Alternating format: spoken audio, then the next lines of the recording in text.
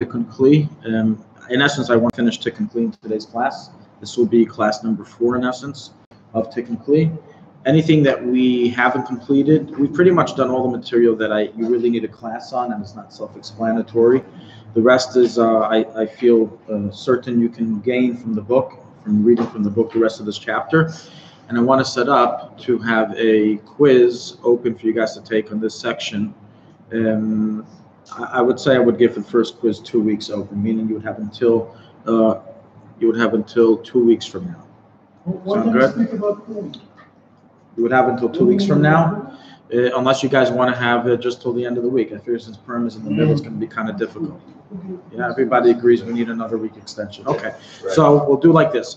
Next week, next Sunday, on our 5th class, we'll begin already Baineh. We're done to complete, but for the test for to complete, you guys will do that in either this week or next week, whenever you want. I also have to. Will be included? No. Baineh is it's a new subsection. Okay. We're gonna do Purim after. What's that? I don't know, maybe a half hour. But you won't lose out. This is good learning anyway. Come on. Okay. Okay. We actually had one slide left in this PowerPoint, and it's the last PowerPoint that I have available. The same day that we moved, my computer crashed, and both of my monitors got waterlogged, so they broke. It was like God was taking God was taking out all the cheshbonos. So I didn't have until now. I don't have access really to my desktop. I haven't been able to do anything. So that's where we are. Fix the problem. Well, it's part of a being good computer guy if you need. Oh, I also got a good computer guy, but he put a hacked system into my thing, and then I had problems with Microsoft. Don't ask. He's like, why do you pay for a subscription? Who pays? Anyways, tough. This is what we were up to. I want to give a little recap of what we did here. And pretty much this is self-explanatory after everything we've already learned last week.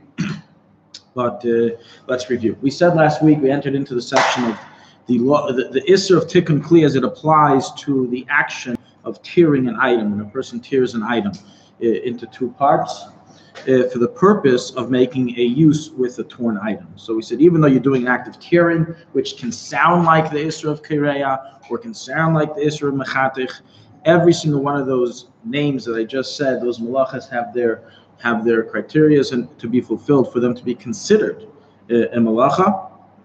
And in addition to the malacha Mechatich Kireya, there's an additional malacha called Tikkun Kli, which can be transgressed when a person tears or cuts something for the purpose of making use of it. And so we said like this: so when a person cuts something with a vessel, such as with a scissor or a knife, for the sake of making a use out of that item, even though he's done a very simple maneuver, took 2 seconds, he transgresses a biblical prohibition of Tikkun Kli. While if a person just tore it with his hands, he would only transgress a rabbinical. So just go back for a second. So that was over here. We said cutting with a utensil is biblical, tearing with the hands would be rabbinical. Again, this is all emphasizing that you are doing this for the sake of making a use with the cut item. If a person were to be doing this for the sake of destroying the item, such as we gave earlier examples in previous classes from the Alter Rebbe in chapter 340, halacha 17, of tearing the leather covering on top of a barrel, and since you're doing it for destruction purposes, it would not consist of Tikkun Kli, as you have fixed nothing. Now, even though this is all in the head, one guy can be tearing for the sake of destruction, while the second guy can do the same tear for the sake of fixing. Correct. It's all in the head. The Isser would be in the head. Now, how would witnesses be able to make someone liable in a court of law? I have no idea, because he can simply say, you think I was tearing it to make a use for it. I was really just tearing it in order to destroy it. How does he know what he intended? But obviously, if he tore it and then did a use with it, it's kind of circumstantial evidence kind of stands against him. So while the barrel, leather on the barrel. I want to get the wine. Everyone sees I'm tearing it to get to the wine. So it's not tearing. It's also not tearing, because tearing is we'll get to that. We didn't, right now we're on Tikkun Kli. We're going to get to the bylaws of tearing, the bylaws of Mechatich when they apply. But no, there would also not be a tearing prohibition in that case, because it's the same item. We said this. It's one block of an item. It's not 2 different items that were attached. Okay, so we went through all these examples in the Alter Rebbe last week of different cases of how tearing something or cutting something would consist of this or to complete. We explained based on that you cannot separate the yogurts, you cannot separate the apart ices, because you're intending to make it into another vessel, and this we're up to now. Based on everything we just said, we can now have a list of examples of practical cases that would be forbidden to do on Shabbos. Tablecloths. They have tablecloth rolls that you spread them and then you cut. They use this in shuls all the time. It would be absolutely forbidden on Shabbos to do such a thing. If you do it with a scissor or with a knife, it's a biblical prohibition. If you do it with your hands, it's still a rabbinical prohibition. So bottom line is that it's also to do. There's no way of doing it? There's no way of doing it. No, you cannot cut it. It's also to cut. Why are you cutting it? Because you want to make a use of it. No, I understand, but I've been in yeshivas where they've done it. And unfortunately, my complaint of how the lack of knowledge in halacha in yeshivas still continues till this very day. So that they are certainly not a proof. They are certainly not a proof for anything of how Jews should act. Unfortunately. Not to mention the kashrus in yeshivas, which is below all standards. Anyways, so it's a mitzvah to let people know, to inform them. You see them doing this in yeshiva, you tell them. You show them the Alter Rebbe, Siman Shin Mem, Sif Yud Zayin, what the Alter Rebbe writes in Isser, Michal Shabbos, desecrating Shabbos. The only way to be able to do it is you place the tablecloth on the table and don't cut it. Leave the roll on a chair.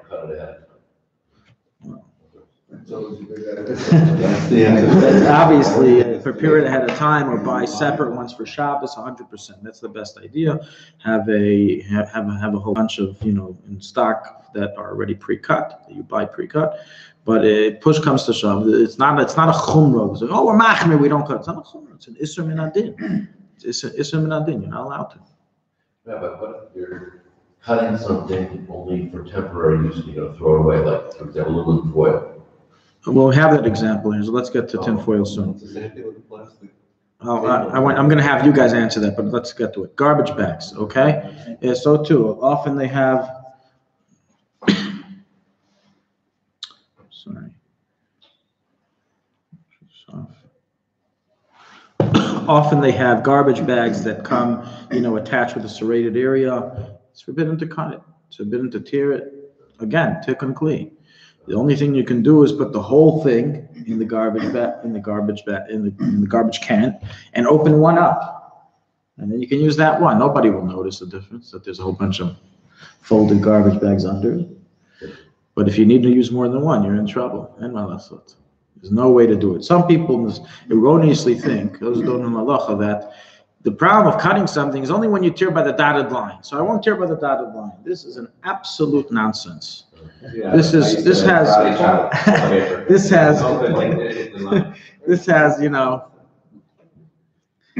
absolutely no halachic meaning whatsoever. The dotted line, the non-dotted line.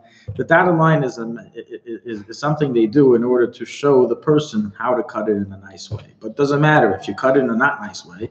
If you cut it in a different area and you made a use for it, it's still cutting. It's still cutting. It's still tikkun kli.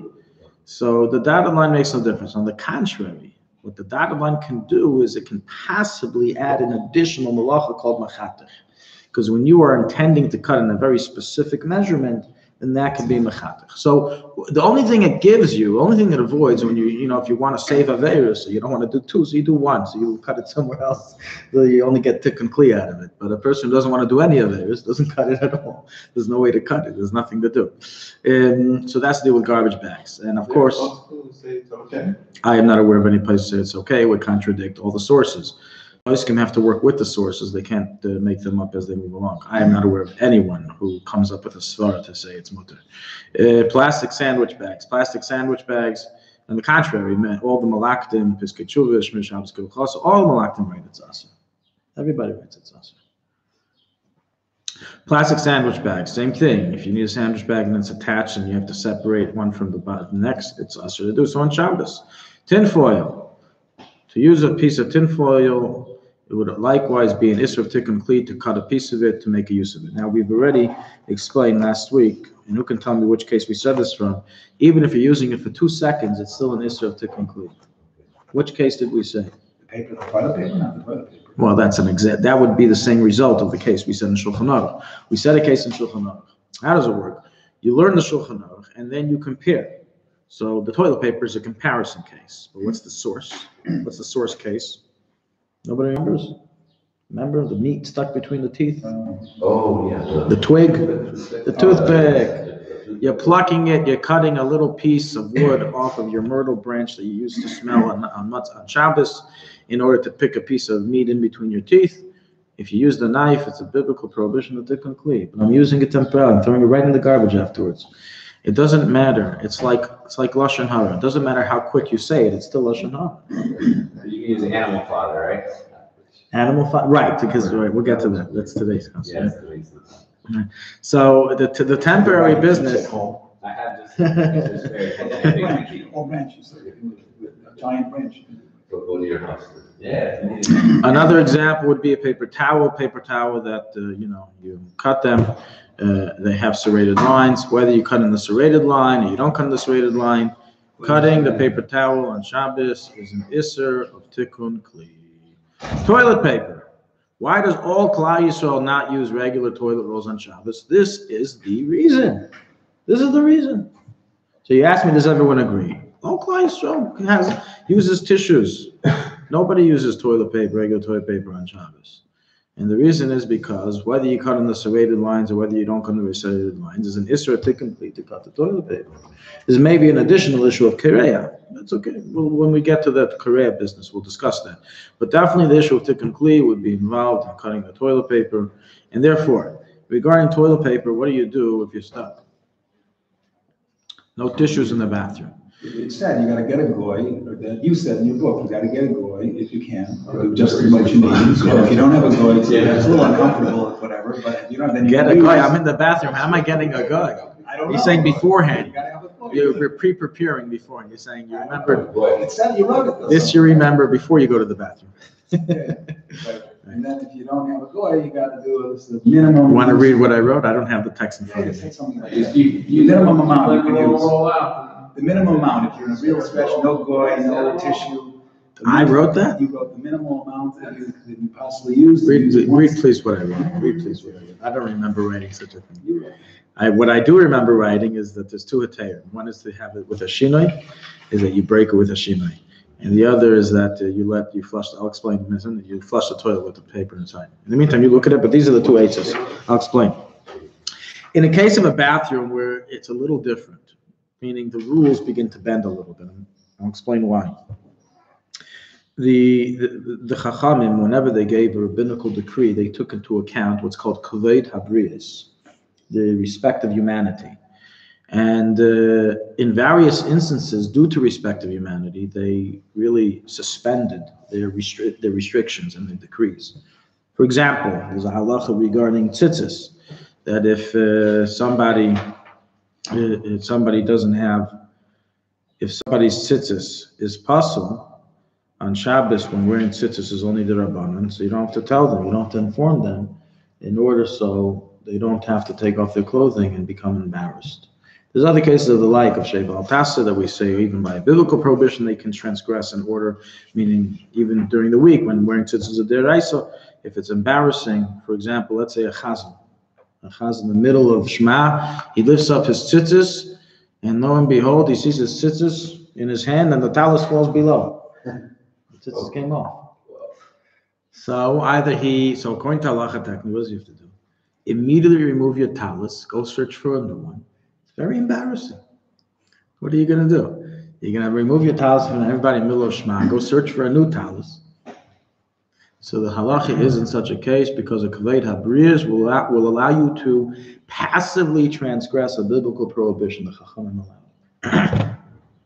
In order so you don't become embarrassed or ashamed. This once happened to me during my year, exactly this case. And I motioned right away to the gabbai next to me. I showed him the tzitzis, and he right away understood and got me another talus, and I inconspicuously put it on. Nobody noticed, so it wasn't a big deal. But nonetheless, I didn't have to. I could have davened with it, but I wouldn't have been able to concentrate knowing I'm wearing dalit conference without tzitzis. But that's just an example of kavod habriyos. Another example is regarding bathroom related. That on Shabbos it's explained in Hilchos Muktzah in chapter 311. It's the in essence, the 2 chapters before this one. No, it's 3:12. The chapter before this chapter in Hilchos Muktzah. This is 3:13. It's explained that you're allowed to use stones on Shabbos for the sake of cleaning yourself after using the bathroom. This is old days. No toilet paper. Pre-toilet paper time.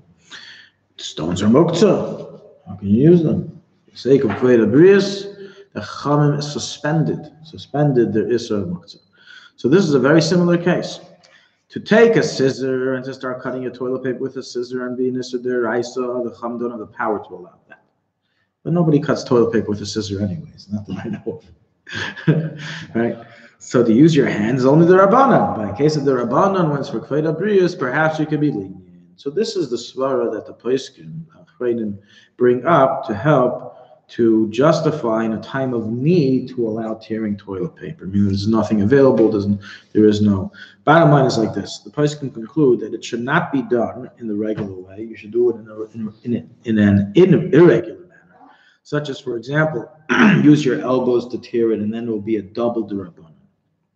And because it's kvei brius for a double d'Rabbanan, you don't have a choice really, so you have an allowance to do so. Another example is to do what you got to do and then leave the toilet paper in the toilet without tearing it, and do the flush the toilet, and the flushing will tear the toilet paper for you. Now that takes care of the problem for the first person. When I don't know what happens with the next person, we'll have a little bit of a difficult time. We have a workshop on that. So those are the different options that we have regarding toilet paper. But once I just want to emphasize here, the reason why some people have confusion is because they hear of these tearing by toilet paper and think, oh, so you see, you are allowed to cut things on Shabbos. You can't compare cutting tinfoil to cover your chicken to go to the bathroom. The two, Chacham didn't give a het to kvei brius to cover your chicken. There's no kvei chicken. There's kvei brius for people who use the bathroom. They don't have anything available. And even then, it's only b'diavad. The chatchila you have to set up. Some places can even say you have to rather use printing paper, which is muktzah, than to cut the toilet paper. And believe me, using printing paper is probably not a good experience. But nonetheless, they say. Go get a brick. Get a brick by the toilet. Okay, tissues, our last one. Tissues in general are anyway separate from each other, so it's not really an issue. But in case that you got a malfunction manufactured tissue bag, box, etc., where the tissues are still attached to each other, it would be usher to detach them from each other, even with your hands. And again, technically, to separate that. You could open a tissue. Oh, so opening up a tissue bag is a different question. That's not a question of technically. That's a question of sicer. Because I am not opening the tissue bag for the sake of fixing the bag. I'm opening up to get what's inside. Very similar to the barrel case with the leather covering. So again, we have to differentiate between the intent of the action. Even though the actions seem very similar, we have to differentiate between the intent of the action. And we're going to learn this later on regarding when there's an issur of sicer, when there isn't, when there's an issur of destroying something, when there isn't an issur of destroying. That's in the subject, the next section of Baina and sicer. Another good example where it would be usher to tear something apart because of technically, sometimes in new books, like that one right there that just came. Yehuda, you want to showcase it? Every opportunity. Just arrived. Anyone who wants to purchase one, we just arrived. Oh, you need to get one. I have to bring you one. I know, never mind. So sometimes it happens that they're doing the printing process. No, just keep holding it up for a second. You have a few pages that are attached to each other. Okay. It is usher, the Rabbanan, to use hands to separate that on Shabbos. Now, there's two types of attachments. Sometimes it happens that in the glue, you see this binding is with glue. If you look here by the side, you'll see they use a glue binding here. Yeah. So sometimes it may happen that some glue splattered on one of the pages, and therefore 2 pages are attached. That type of taking apart is not a problem. It's unintentional. It was done unintentionally. It was not. In other words, the book was already made. It was already finished, and then this happened. So it's not considered technically. That's a problem of Korea, and Alter rules its motor. But when it came out attached in the printing process, in essence, when you now detach it, you are finishing the touch of the book. You are now making it into a usable book, and therefore that would be another example of usher to do on Shabbos. Okay, why there's glue, you're still, if you separate it. Because the you're still glue making was it not, useful. I agree with you, but the glue case is more similar to the leather, to the feathers that came out of the pillow. The pillow was already done, it was already made, right? Yeah. Pillow was already made, and the feathers came out, so I'm allowed to put it back in. The book was already finished. Glue unintentionally fell on one of the pages.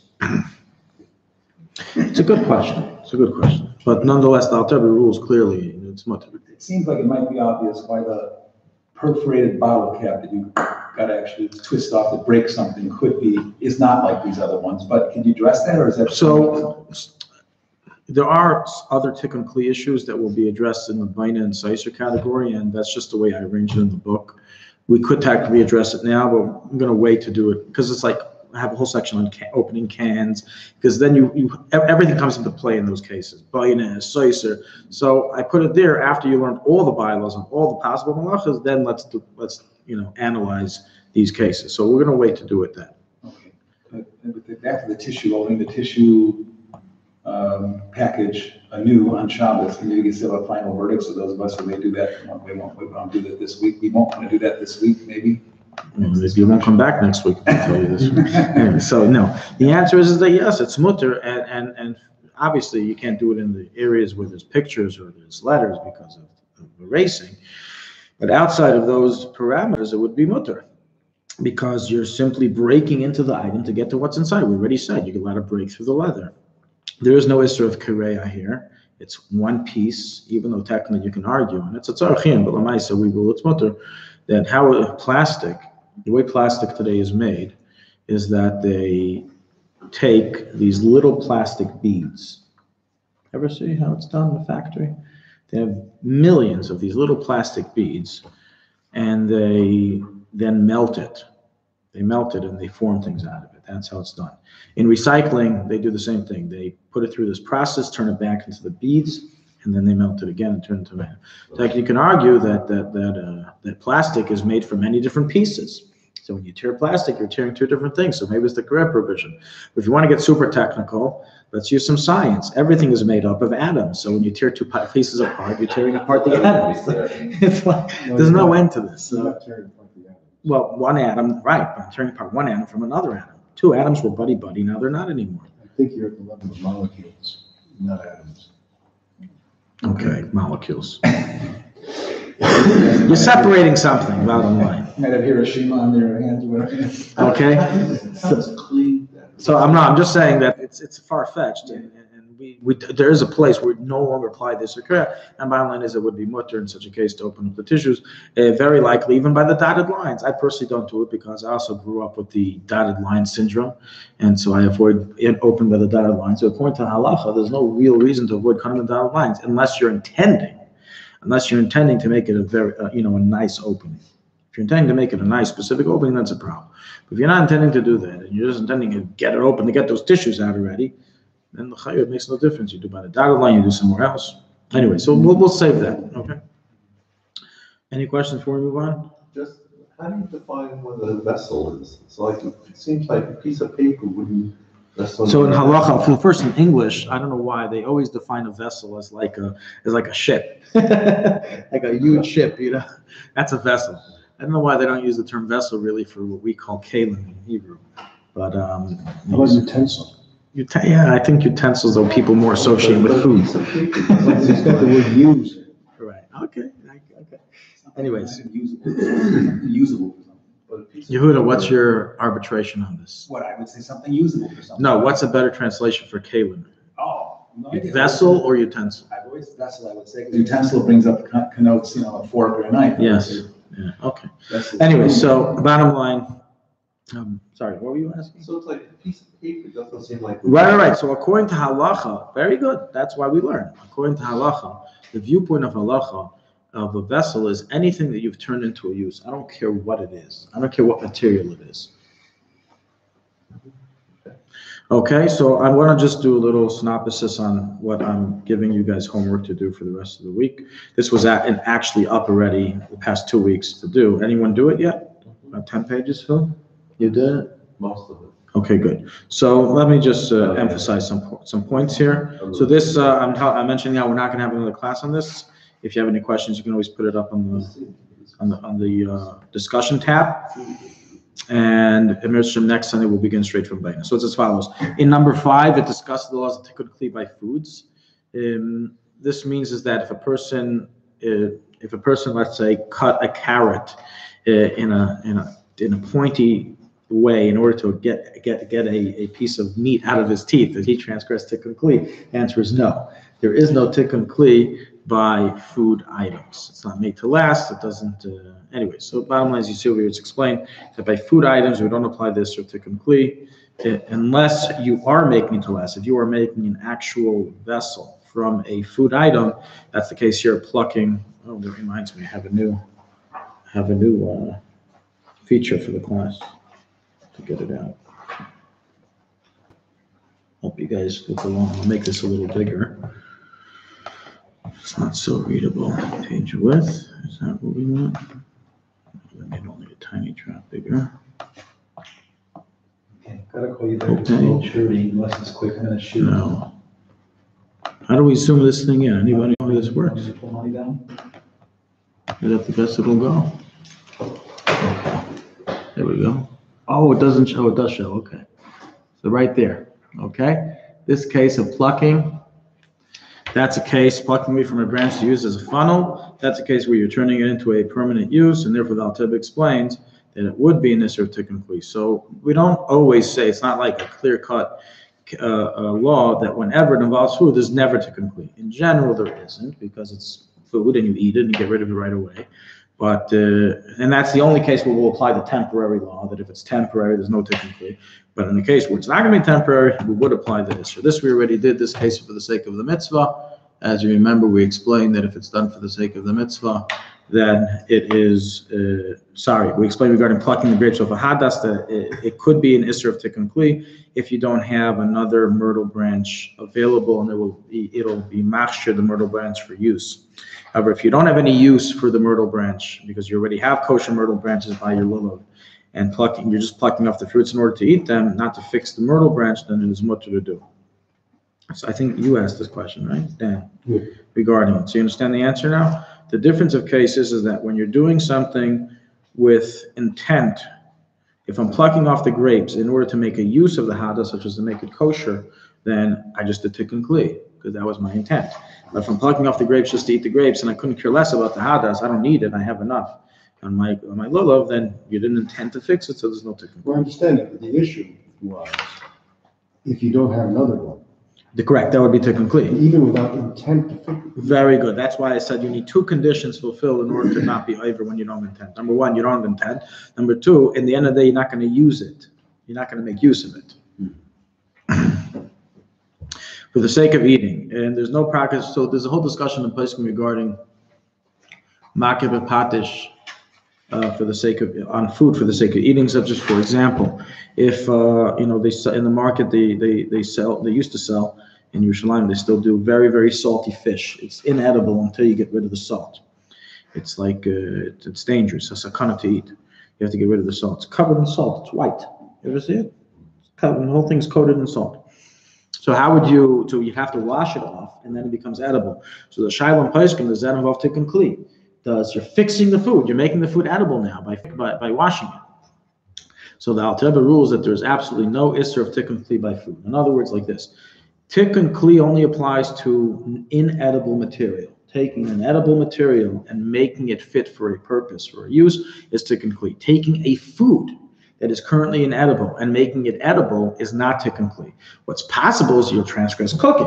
If you use hot water of an iri klisheni, this is considered kali abishon. If you use hot water, even iri klisheni, you'll transgress the cooking prohibition. But the tikkun kli prohibition will not be transgressed unless, I can just do this. I don't need my mechanism. Oh well. Okay. The tikkun kli prohibition will not be transgressed unless it's a non-food item. Some places can argue. This is not agreed to by all. Some places can say that even if you wash the salted fish in cold water, meaning so there's no cooking because it's cold, you nonetheless transgress the tikkun kli prohibition. Let's see who rules this way. But your final practical No, Malta, it doesn't rule that way. I'm just saying there are other opinions. It's not showing the footnotes for some reason here. Okay. So another way of saying this is that food cannot be clean. Correct. Food, well, the previous guy was talking about using food to make a non-food use out of it. So we said, like a toothpick. So we said, for temporary use, mutter, it's food, but for permanent use, like the case that I said before, the plucking a leaf from a branch to use as a funnel, that would be usher d'Rabbanan, because you're making a use, you're turning it into a vessel use. However, to turn food that's not currently edible into a food use, to eat it, is never taken clean. However, there could be other prohibitions involved, such as bainim, machik, bayr, and bishul. This is discussed in other chapters. Bishul is not part of this course, but bayr, machik, and bain all are. And when we get to the subjects, we will discuss when there could be a prohibition involved. Such as, for example, are you allowed to on Shabbos make a nice hummus platter on a plate? Not just to take a spoon and dump it like they do by Fabricans, but to make it nice and fancy.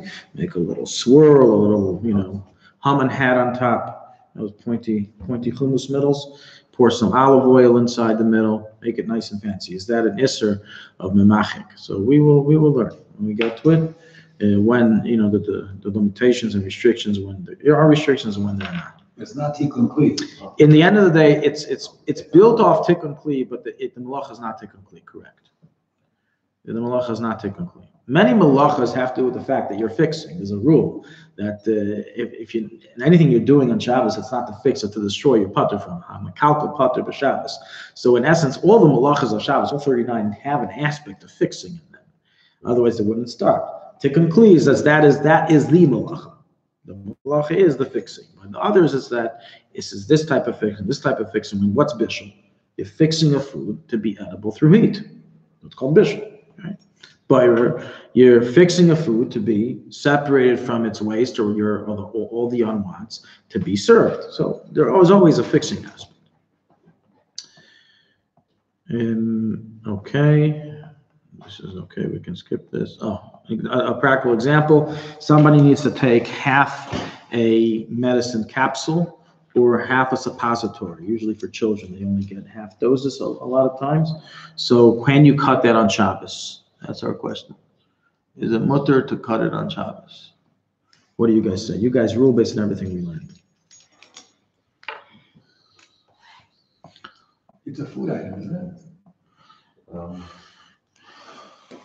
Temporary use. it? It's okay because you're not turning it into It's not clean. creating. It's clean And then there's a health condition, just health consideration. You've got a health consideration if you have to eat because otherwise you. It is similar. It has the same heter as a food item, and therefore there is no isra to conclude. It's the same. It's the same idea of a food item. It's a food item that you eat it as temporary. It goes. It's the same thing here. The medicine is eaten and swallowed right away. And so to a suppository also, it would be mutter to cut a suppository in half on Shabbos, and there would not be an isra of tikkun kli involved in doing so, as it retains the similar standards of the allowance of a food item. Other topics of prohibition due to tikkun kli.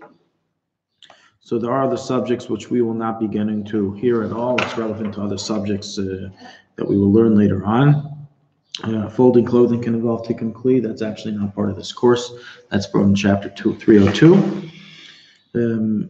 That's why we don't, for example, we don't fold our talis on Shabbos. Never notice, why does everybody roll it up and have it? It's not nice. Fold it. You leave it open. You're during the week, you're never supposed to leave your talis unfolded. It says leaving your talis unfolded invites the klipas to come. They like mess. They like messy areas. So why not fold it? It's an isser of tikkun kli by folding clothing. It's like fixing the clothing. When you fold it and it removes the creases, etc. Another case of tikkun kli is when you immerse an item in a mikvah. It's called tikkun kli. The glass pitcher I was not able to use because I bought it from a guy until I titled it. Now that I titled it, I'm doing tikkun kli. Because of this reason as well, it's brought down that there's a question if you're allowed to toivel in a mikvah on Shabbos. You're fixing yourself. You can't daven or do anything then. You're fixing it's a real shadow. We're going to learn it. It's going to be in this course in chapter 326, one of our last chapters. Lamaisa, we rule it's mutter, but there's a reason why we rule it's mutter, and in certain cases we rule it's not. For example, a woman is not allowed to taivel in a mikvah on Shabbos unless certain conditions are met. It's not like during the week. During the week, a woman can taivel whenever she wants. On Shabbos, a woman who was a nida and now is coming to taivel in the mikvah, only if it was her exact time, according to the cheshbon of the Shiva Nikim, to taivel is she allowed to taivel. But if she said, I'm going to wait 3 days for whatever reason, she's not allowed to taivel. There's a tikkun kli. We're going to learn. There are restrictions. Tikkun kli by bathing in a mikvah, so that was this case over here. Excuse me. About the case of a talit. I was wondering why folding it would be fixing it, because you have to take it out and unfold it to use it. That would be the action which fixes it. Well, that's using it. That's just making use of the item. Why is that fixing? That's using Because it. you can't use it folded. That's why. I understand. I agree with you. You cannot use it folded. Again, that's still called making a use. I understand where you're going, that by unfolding it, you're making it, but that's part of the use of the item. That's how the item is always used. You put it on. Anyways, it's another subject. This is in chapter 302. You're welcome to look into it. It's not fresh on my memory, the details. Okay, the next section in 6 through 10 deals with puncturing holes into a vessel. This pretty much takes us close to the end of this chapter. And it's as follows. So making a hole in a kli can sometimes consist of the isra of baina, can sometimes consist of the isra of tikkun kli deraisa, can sometimes consist of the isra of tikkun kli derabanan, and can sometimes be mutter. So you have 4 cases of making a hole. Sometimes the biblical, sometimes biblical baina, sometimes biblical tikkun kli, sometimes rabbinical, and sometimes allowed. Which cases are which? So I'm going to summarize what's explained here. You guys should all learn this on your own inside. Anything that's attached to the ground or holds 40 saw, like we said last week, this bima over here, if you make a hole in it, it's considered the isra of baina. Person makes a hole in the wall for a screw, it's isra of baina. Even though we're saying I'm fixing something onto the wall. That's the English language. The malacha is called baina. Something that doesn't hold 40 saw, a vessel, right? An item, a kli. That's where we get into tikkun kli. It leaves the baina prohibition and enters into the tikkun kli category. When would it involve tikkun kli? So let's see who remembers what they learned from here. Anybody want to try? What are you asking? There's 3 cases by a vessel. One that's biblical, one that's rabbinical, one that's mutter. Which are which? But when you make a hole in a vessel. You got your hands, if you're doing it with a utensil, then it's your... No, that's we discussed that already. It's biblical if it's considered boneh. That is, if it holds more than 40 saw, it's attached. Right, so that I said that was the first category, baina. What about if it doesn't hold 40 saw, not attached to the ground? When is making a hole in it considered biblical? When the hole is used for entering and exiting. Very good, you read it. Very good. Okay, whenever a person is making a permanent hole in a vessel for the sake of entering and exiting, he officially transgresses a biblical prohibition of tikkun kli. For example, I have a barrel of wine that has no hole. It's closed up and you need to make a hole. And I'm going to use this hole for removing the wine and entering the wine. That is a biblical prohibition of tikkun kli. The example given in the Shulchan Aruch, the Alter Rebbe, is a chicken coop. You want to make a hole in the chicken coop to let out all the bad stenches and to let in sunlight. So we see, and that's tikkun kli deraisa. We see even if it's not something physical that you're letting in and out, it would be a biblical prohibition. Now, if you're only going one way, one direction, lahachnes oy lahaitzi, to enter or to exit. For example, I enter wine into my barrel through the top. I open up the top, unscrew it, and pour wine inside. How do I take it out? Through the spout. So the hole of the spout that I want to make on Shabbos is only for one direction, to exit. In such a case, it would only be a rabbinical prohibition. To make a hole lahaitzi or lahachnas alone would be rabbinical. Now, there is a case that even if you're doing it only for one direction, it would still be biblical. And that is if you're making an elegant hole. If you're making a nice, beautiful hole, very symmetric, then it would be considered an intentional, elegant hole, which would be tikkun kli due to the hole itself, irrelevant of the direction of the hole. So let's summarize that. The two cases that would be biblical for tikkun kli by making a hole is if it's called a nekev yafeh, a nice, beautiful opening, an elegant opening, or if it's made for entering and exiting. In a case that it's not a beautiful opening, and meaning you're not intending to make, you just want to make a hole, you're not intending on making it beautiful. So in such a case, if it's made only for entering or exiting, then it's only a rabbinical prohibition. Why did the Chachamim make it a rabbinical prohibition? That one may come to make it for entering and exiting and transgress biblical. So even not two directions, but elegant hole represents. Exactly. Yeah. And based on this, we're going to learn later on in the Baina section, we'll discuss opening stuff, why it's usher to open cans on Shabbos. I'm sorry, soda cans on Shabbos. What happens when you open, you do the snap of the soda can and open it up. What have you in essence made? Well, Is it a nice what's the hole? hole that you have made? You've made a nice hole, hole? correct? So that's this subject. You've made a hole. Now, what type of hole? That hole is made for entering and exiting, or only for exiting? In this, well, you could enter later, but. I'm not talking about what you could do. You can do anything. What's your intent? So exiting at that point. Your intent is only for exiting, so it should fall not under the biblical prohibition. But is it an But elegant hole? it's an elegant hole? And are you intending to making that an elegant hole? No. What constitutes? Do you know what would happen if there was if that hole was not elegant, meaning that it wasn't symmetric and it wasn't smooth? You can cut your lip when you're drinking. It's not. The intention is not to make it a hole. It's just The intent is to make a hole that you can drink from without cutting your lip. Correct. And to do that, you need to make a nice hole. I wouldn't use that, I wouldn't call that elegant. Yeah, the definition of elegant is not exactly how we would. Deliberately shaped. Okay. So we'll use a different word. Hebrew word? Nekev yafeh. Okay, so how about if you leave the tab alone, you're still in you're only in exiting mode, okay? But you leave the tab alone and you just drive a nail through the top to make a nice little nail hole. Is that an elegant hole? And what if you do it with a nail or something other? What are you talking about, on a barrel? No, stay with the soda can. You don't. Oh, need right. the pre-tab. Right, so it would definitely not be an elegant hole if you're just puncturing a nail through it. And it would then fall, it would definitely not be a biblical prohibition because it's only lahaitzi. Don't really see the difference so much between the nice prefab hole that they make, which is a little bit jagged. The difference would be, are you why are you opening up the whole thing? Just open it a drop. If your whole intent is just to get out the liquid, open it up a little bit and drink. What's the issue? Why are you opening up the whole thing of the soda can? Why are you pressing it down all the way? You want to drink it?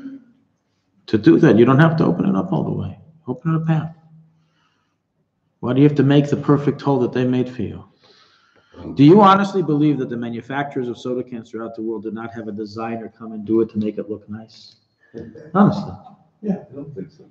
You don't think so? It was for function. Oh, I have no doubt that there was someone who also did it as a design.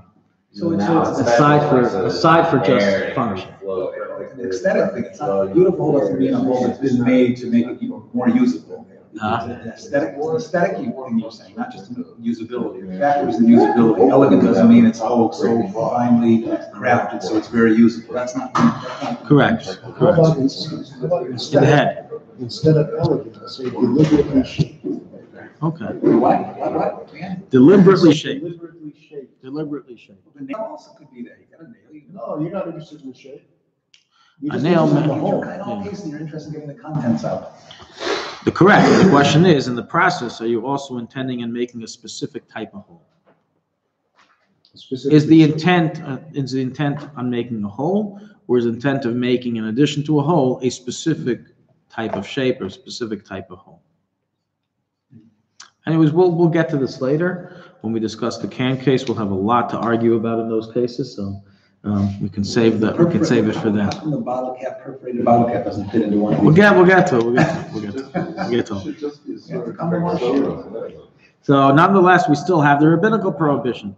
Even if you were to say, okay, so it's not, I have no intent to do this, it's still a prohibition to do it even in one direction. And to do it, would be awesome with the rabbanon. So which then is the case that it's permitted? The only place that it's permitted is in the case that the vessel that you are breaking, making a hole in, is considered a kli re'ua, an unsturdy vessel, a very low quality material vessel, such as plastic, paper, cans, not so much. Thin aluminum doesn't qualify. Thin aluminum like that. Not so much. Well, we'll discuss that. Again, this is a preface for everything discussed in the Baina section and Seiser section. But this is the general rule. This really touches now into Seiser. When is there a Seiser purpose? The point is at least to conclude. When your intent is not, it's like this, when your intent is not to make a hole for the sake of entering and exiting, but just for the sake of getting out the stuff and then throwing it out, it's no longer a to complete question. When I'm making the hole in the soda can, my intent is not to have a constant exiting hole. My intent is to drink the soda can and throw it out. That's my intent. So in essence, it leaves the Isser to conclude when that is your intent and enters into the prohibition of Seiser, which we'll discuss when we get to it. So it's not a tikkun even by rabbinic. But if you make it a nice hole, then it's to conclude, because even for 1 second, it's to conclude. It all depends on what your intent is. If your intent is not to make a nice hole, but just to break it through to get the stuff out, it's not to conclude. Seiser means destroy. The tab's okay then. The tab, taking the tab off is okay. Your intent is to get it out temporarily. The tab? Yeah, taking the tab off would be an example of. Opening the, what do you mean the tab? The soda can? Tab on the soda can. Again, I said that the heter only applies by a kli re'ua, an unsturdy, bad material vessel. Like, I gave an example, paper or plastic. So if you punch a hole on a plastic bottle and take out the contents, there's no. Right, so we will learn later on that would be much correct. Does seem related to opening a bottle of wine. Right, so we're gonna get to all that. We're gonna get. I said it's mixed. Typically and Seiser, they trespass each other all the time. But I want to keep it in the Seiser. We'll get to all that material later on once we finish learning laws of Seiser. Okay, so this is, you can learn this on your own. The different cases of, they were very into smashing barrels on Shabbos. I don't know, a lot of barrel discussions in the Shulchan Aruch here in 314. But that's the most important thing that we need to know for practical application is regarding the holes, the 4 different types of holes and their statuses. So that we did. Now, the one thing I want to mention from here is that it's explained that it's mutter to make a hole in the lid of a barrel, even though in general we said when you make a hole in a strong structure, it's usher.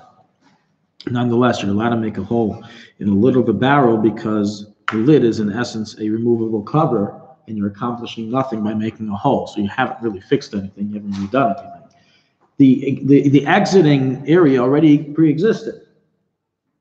You made a smaller exiting area within the exiting area. So you didn't really make an exit. That's the viewpoint of halacha. Keep that in mind because I'm going to discuss a very interesting case right now. May a korov on cork opener be used on Shabbos? Anyone know what this mechanism is? May a korov on cork opener be used on Shabbos? So you use CO2 to push the cork out. Exactly. Well, not just that. It's more sophisticated than just that. They have a cork opener it's made by Korvan. That's the company. They sell for about, I think, $500 a piece. And their canisters also cost, I think it's like 10 cans for $150. And the way it works is like this.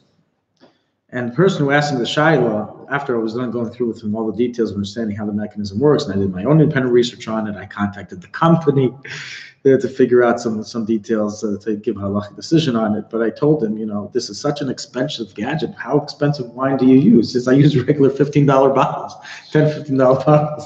It's not worth it. So bottom line is that this is a mechanism that they made. For number one, it removes the cork through suction. It like air pressure removes the cork, and you don't hear it pop, you don't hear anything. No, I'm sorry. No, it doesn't remove, I'm sorry. I got confused with another mechanism. No, what this does is as follows. it punctures a hole inside the cork. The cork doesn't move. The cork remains in the bottle the whole time and never comes out. It punctures a tiny, tiny hole through the cork and uses air pressure, I don't know, whatever they have in that canister. No, I have a corkscrew like this. It has a needle. Has a needle. Punches through the cork, you pump it, Right. and then it pops out. The cork? Yeah. No, here the cork doesn't come No, out. this is this thing. The cork doesn't come out. The cork stays there the whole time. Because you can take the thing out. and you can- The whole purpose is like this. The whole idea is that they want, let's say you have a $300 bottle of wine. Every time you open it, you allow air to come in and it begins destroying the grape, begins destroying the wine flavor. So they came up with a mechanism that can benefit from the airtight cork that's inside, keeping it fresh. And whenever you want to drink, you put this mechanism inside. It punctures through the cork, and you're able to, it's a tiny, tiny, tiny hole, but using the air pressure of the canister, it pours out. It pours out like a whole glass of wine. Wait, how does it pour out through the tiny hole? Yeah. It's making a hole in the entrance. You, has Get a it, new one, you get a you've new seen one. it? Yeah. So you know what I'm I talking know, about. Yeah, it's crazy. Yeah. It's really nice, but I mean, Yeah. it's It's not- cool how it works. Very cool, but it's, I mean, If you have a $500 bottle of keep wine, getting the canisters, it's like, it's crazy. Well, I understand, so it's tiny enough to go out, but tiny enough so. no, that- you pull it out afterwards. When you're done, you take it off the bottle. Is it When you're done drinking, The water, the wine flows Yes, by Wine flows. lifting it, correct. By pouring it, the wine comes out if there's no cork. but yet it doesn't allow air to get in after. No, it doesn't allow air to get in. You, as soon as you take it out, again, it makes such a tiny hole that the cork itself has pressure, or has a mass pressure. As soon as you remove it, that mass pressure returns and closes it up. Oh, okay. So it's as if there's no hole in the cork at all. That's the chachma, that's the wisdom of this machine. Now, this was a few years ago, so I don't remember if I'm saying all the details correctly, but bottom line is that I was asked, are you allowed to use this on Shabbos? So what do you guys say? It's the case you just brought up. Or Ah, not. it's a case of making a hole in An entrance, it's already an entrance. it's already an entrance. It's a case of making a hole in the lid. So I said, so my first reaction was, it's mutter. This is the exact case we just said of making a hole in the lid. So even though you're doing it to Lahaitzi for another, who knows, 2-3 weeks with this wine bottle, it doesn't matter because it's already a cover. You're allowed to make a hole in the cover. The only problem is I then looked into it a little more. And it's not so simple.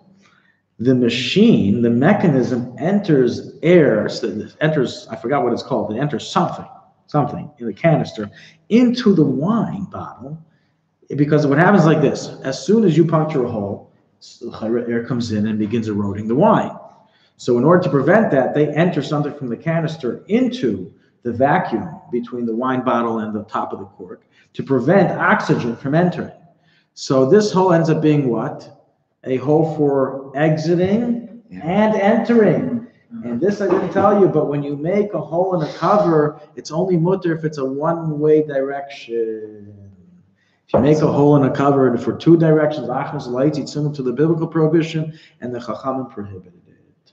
So bottom line, my psak on this was as follows. You can use it on Shabbos, but you cannot press the button to enter air into it from the canister. You have that option? Is an option? Yes, of course. But if you do it that option, it's kind of pointless because then you don't, you lose. This is only. So bad. This is only work with natural cork. Because most corks today are not cork. They're some kind of plastic. If you. I'll be honest, I have no idea. I don't. How does it Look it up. close? You're Yeah. more than welcome to look it up afterwards. It's called Corvin Cork Opener. Look it up. Maybe they have something new by now. Yeah, it's cool. It's a cool thing, but yeah, it's a waste of money.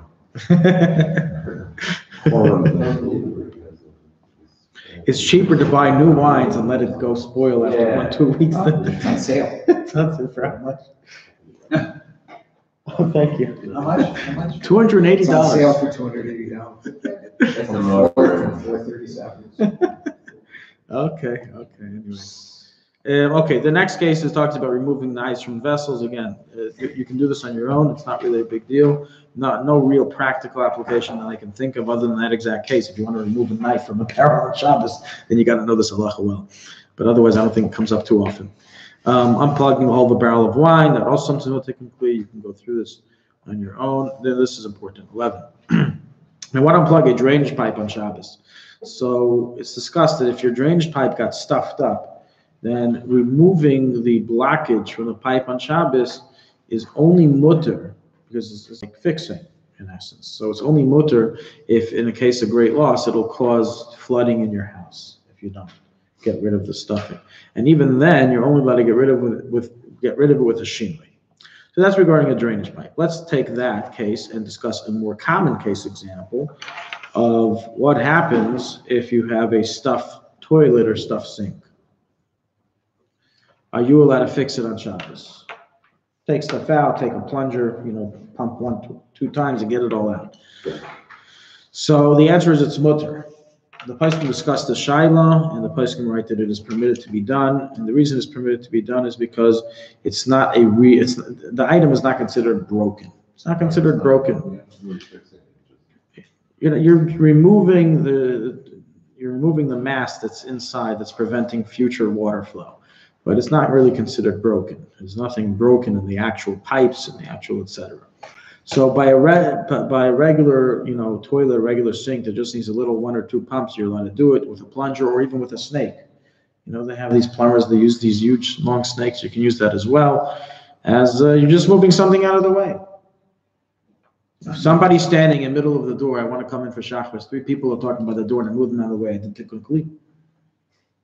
So I can walk through. Well, why is the drain blockage then such a problem? Why is the drain blockage such a problem? Why is it different? So it seems that very good. So why is that case different? So it's explained as follows.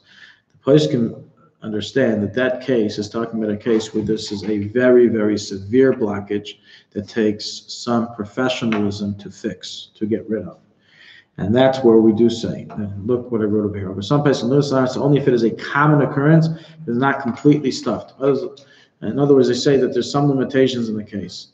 If it's a common occurrence, it's not completely stuffed, a little bit of water can go through, it's not a complete blockage, then it's mutter. It's not similar to the case you did before. In the case that it is something that doesn't commonly occur, it's a complete blockage, or if the blockage is something that takes a professional, it's very, very strong, then it would be forbidden to be done on Shabbos. You would need to wait till after Shabbos to do so. Let's not forget that by a toilet, we once again have the head of Habrius that enters into it, not by a sink, but by a toilet. That's another cheshbon. Bottom line is like this. By a simple stuffing that takes 1 or 2 pumps with the plunger, it's not a big deal. It's mutter to do. Anything more sophisticated than that, it's not just doing a little push of things out of the way. Or as I said before, some places say if it's completely stuffed and no water is going down at all, which means it's a pretty bad stoppage, then you enter into a case where it may be prohibited to on Shabbos. Pour in the chemical instead? Right, that's an interesting question. That would probably be considered like a shinui. Right, what if you have 15 people in your house and it's the only toilet?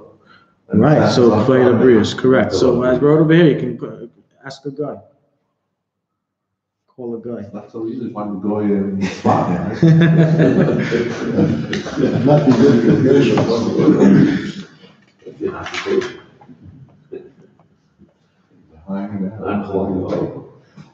Going for hunter. Do you have a question? Everything we've learned has the basis from chapter 313 and 314? No. Some stuff was allocated from 340. This halacha, for example, was taken from 336. But in general, those are the main bulk of Samana. Okay. So the other thing, would it be helpful for us to learn the Gemara that's connected to? Everything's helpful. The question is, how much do you want to, how much do you want to put on yourself? That's the question. How much time do you have for everything, Anyways, okay, guys, this is the end of the material. I told you initially we're going to skip around, but read this on your own. It's pretty clear, self-explanatory, and as I said, we're skipping because it's also very uncommon in these cases. So you'll be able to have finished to complete. And as I said, I will miss sometime this week, try to put up the test, have it open until the next, not this Sunday's class, the next Sunday's class. Pages in the book. 54. To the end of the chapter. Till the end of the chapter. So what page does it start at? Start? Okay. 47 and 54, I think. No, earlier than 47. 31, you mean? Oh, yeah. From the beginning to complete. 38. Okay? Page 38 to 54. There's no further assignment to conclude. We usually only do one assignment per subject. So the assignments you guys did very well. And so let's do a little bit of Purim. Do until 11, 10 minutes. We'll do some Purim learning.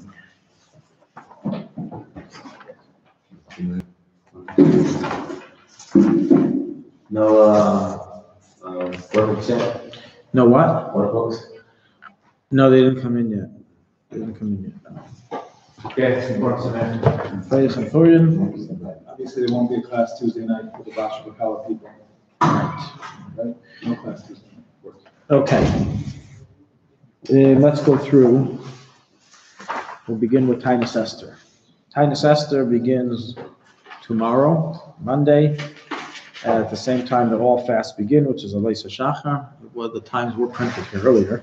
I don't know if those are the correct times. Yehuda, you can send out, I'm sure, an email. We did it. We used the Alter Rebbe again. It's 3:15 and change. 3:15 change. Okay. So that's when the fast officially starts.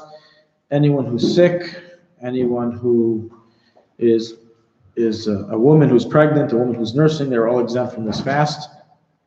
Furthermore, this fast of Tainus Esther has a special heter that anyone who's in pain is exempt from the fast. So someone called me Erev Shabbos and asked me if they have to fast, they have an infection, and they're in pain from the infection. In general, according to medical practitioners, fasting by an infection is healthy. It's good. Helps get rid of the infection when you fast. But nonetheless, minadin, they don't have to fast. Here, it's not a shiloh of whether the fast is beneficial or detrimental to the medical condition. Here, the question is: everyone agrees that when you fast, your body feels weaker. It's a greater sorrow. It's a greater pain for the person. And if he's already in pain, does he still have to fast? By a regular fast, the answer is yes. By Tainus Esther, the answer is no. Tainus Esther is the one exception that you do not have to fast if you have pain from something. What kind of pain? If someone who has gout, continuing someone pain. who has a gout attack, normal fast, he should fast. Maybe drink water, but other than that, he should fast. But on Tainus Esther, doesn't have to fast at all. Can eat. And someone who has a chronic condition of pain, a painful condition. Yeah. The chayra depends on the level of the pain, but there would be room to say he doesn't have to fast. Sure. Machatzis hashekel. Tomorrow before mincha, we each give the half shekel donation, and the minhag is that we give 3 coins corresponding to the 3 trumas that are written in Parashas Kisisa. That's today's Chumash. And by the way, there's something very interesting today in Rashi. I don't know if you guys managed to already do it, but today's Chitas is one of the longest of the year. It's a very long Chitas, a lot of Chumash from Rashi. So there's a Rashi there that says, when discussing the Machatzis HaShekel and discussing the counting the Jewish people, he writes there a very big Chiddush that I never noticed in previous years. And that is that a birthday of a Jew is counted from Rosh Hashanah, not from the day he's born. Anyone ever heard of this? So we have to recalculate our ages. What was that? Let's say you were born on Erev Rosh Hashanah, like the Tzemach Tzedek. Rashi writes, you become 1 year old in Rosh Hashanah. So anyone who just discovered that, happy birthday for previous Rosh Hashanah. That was your real birthday. I think actually, so Rashi is referring to specifically regarding the Machatzis HaShekel donation. But in other words, the calculation of until age 20, how do we calculate? So he says we don't calculate it by the birthdays, the date of each person's birth, but from Rosh Hashanah. But it's a very interesting Rashi. You'll see it. It's there. It's a big Rashi. It's at the end of it. Okay. So regarding the half shekel, we give it according to the currency of the country. So everybody here will give 3 half shekalim of our half shekel, right? That's what it's called, the currency. And we try to give as well on behalf of all our family members. So that means wife, sons, daughters. Sons and daughters who are above age 20 can give on their own. Give on their own. They're now responsible for themselves. They're adults. But till age 20, we give on their behalf. Some people, especially Sephardim, they're makbid to give the worth of the value of the half shekel in its original silver worth. The half shekel was a silver coin. It's not the shekel of today. It's worth a lot more. And that is approximately about 20 shekel worth in today's shekel. Yeah, the half shekel of back then, it depends on the price of silver. I don't know what's happening now with the price of silver because of the markets are going crazy. So we have to look up tomorrow what the price of silver is. Then you calculate that by 9, as there's 9 grams of silver in the half shekel. So you do 9 times 1, the price of 1 gram of silver, and that is your official price and value for the half shekel. But we are not makbid to do this. We simply give the 3 coins that I mentioned. Per person, so for you and your wife. It's Per 3 person, shekels. correct. So if you're a family of 11, that means you're giving 33 coins. Family of 13 means you're giving 39 coins. Lamed Tes. If you don't have enough half coins, what do you do? If you don't have 39 half coins, so you give 3 half coins, put in money, take back 3 half coins, put in the 3 half coins, put in money. Or you can put in 20 shekel and just keep on doing it. Take it in and constantly. Until If you're your done. wife wants to do it herself, is it better than what the spouse does it? Let her do it herself. What? She wants to do it herself. Let her do it herself. That's fine. If you don't No do problem. then If you missed mincha, then you do it by Shachris before Shachris of Purim before Megillah reading. So writes the Magen Avraham. Doubtful cities. So as we know, when the sages initially enacted the celebration of Purim, they divided the dates between Krachim and Arim, between places, cities that are walled and cities that are unwalled, and Kfarim and townlets. Townlets would read on the 11th, 12th, or 13th, depending on when Purim fell. This is from the Maseches Megillah. This law doesn't apply today anymore. Nobody reads before the 14th today. Nobody celebrates Purim today before the 14th. Bottom line. The second option is the cities that are unwalled will celebrate all on the 14th. That's the majority of the world. And the third is the walled cities celebrate on the 15th, which is Jerusalem. And Shushan, the problem is we don't exactly know where Shushan is today.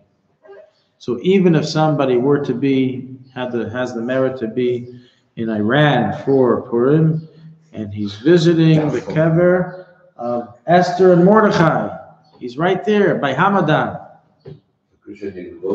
right next to the kever. We don't know if that's Shushan. Maybe it is Shushan. Maybe it's not. So the only known place to the Sabbath 15th is Jerusalem. That's it. Now, if you think Jerusalem is an easy story, it's over there. There's a big debate as well. Because what's Jerusalem?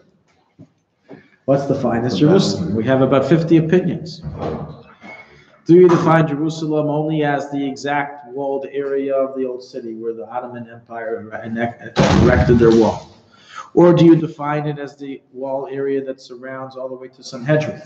It used to be the wall used to extend to Sanhedrin and Marchevet. Or do you, where the old cemetery is? It's where Avad Yosef was buried. You know what I'm talking about, by Bar Ilan, Rehov Bar Ilan in Jerusalem. Or do you say, no, we follow the municipality, so long as, any area, any neighborhood of Jerusalem that's considered part of the municipality of Jerusalem is part of the city, so the 15th. Big machlokes, and that's why in Yerushalayim, already for 100 years, you have some people in neighborhoods who celebrate the 15th, some people's neighbors celebrate the 14th, your neighbors, this Purim was yesterday, your Purim is today. Sephardim have different shittas, Ashkenazim different shittas, among Sephardim there's machlokes, among Sephardim Rabbanim, there's all back and forth. The whole balagan, especially neighbors like Ramot, Neve Yaakov, and others which are more distanced from Jerusalem, from proper Jerusalem. But any city which there is doubt as whether they were walled in times of Yeshua ben Nun needs to celebrate 2 days, and Tzfat is one of them. Now, Rizal revealed to us that Tzfat is a city that was questionably walled in times of Yeshua ben Nun, and therefore here in Tzfat we keep 2 days of Purim. And this year, since I'm living in the old city, I'm keeping it the Mahadran. Till now, when you live in Canaan, is that really Tzfat? Givat Shoshan is really Tzfat. In the municipality, it is okay. So since according to the municipality, it's part of Tzfat. So therefore, you keep 2 days. You follow the opinion of many Achrein and many Paiskim who held, so long as you're considered part of the same municipality, you have the same status as the city. But if you follow the more stringent opinion, they say only if you're actually part of the original walled area. Everyone agrees that Canaan, I don't think anyone says Canaan was walled. Do they have any remnants of walls there? Right? So if so, on what basis you need to keep 2 days? Unless you say, since you can see the old city from Canaan, therefore near Neimaim. So that's an interesting question. Can you see the old city from all the areas of Canaan? Do you see the old city from your house? What do you see? A lot of it, sure. From my house, you can see a lot of it, sure. It's a clear view. Right, okay. But not even the Kikar Moginim, but. Right, but the old city area. Yeah, we can see. Also see Tiberias. But the truth is, we have to be able to see. The way it works is that for any city that can be seen from Jerusalem needs to keep like Jerusalem. So if Jerusalem can see Maseret Zion, then Maseret Zion also needs to keep the 15th. But if Jerusalem can't see Maseret Zion, but Maseret Zion can see Jerusalem, you don't have to keep the 15th. So it actually works that you have to be able to see Canaan from the old city. That's possible. I guess from the Matzada, from the Matsuda, you can see everywhere. You can see everywhere from the Matsuda. Sure. Okay. And not even, okay, so everybody keeps the 15th. So everyone keeps both days here in Purim, and we're all considered part of the doubtful city. And which practically that means is that on Tuesday and Wednesday, we listen to Megillah twice, evening and morning. First day with a blessing, second day without a blessing. We give Mishlach Manas twice, we give Taslav Yenim twice.